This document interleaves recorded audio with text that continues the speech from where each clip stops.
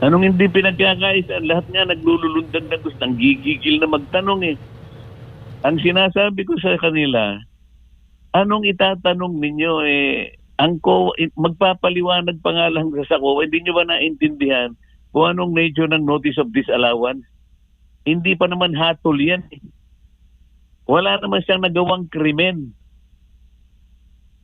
Ang COA nga ay wala siyang karapatan na mag-file ng administrative complaint eh, sabi ng Korte Suprema eh.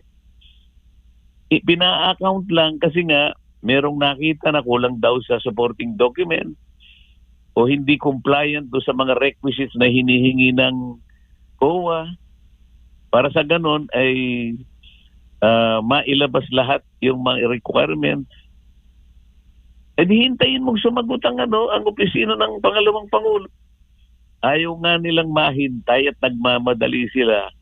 Eh meron pa siyang 6 na buwan yun ang pinipilit ng COA. Oh, hanggang Pebrero 2025 ang ibinigay na palugit para magpaliwanag ng opisina ng pangalawang Pangulo. Ano ba yung mga itatanong? Bakit tingnan mo na lang ang kabalintunaan, Admara. Siguro ito mahalata mo, MJ. Bakit pagdating sa budget ng pangalawang Pangulo, lahat ay gustong magtanong at walang pinagbabawalan?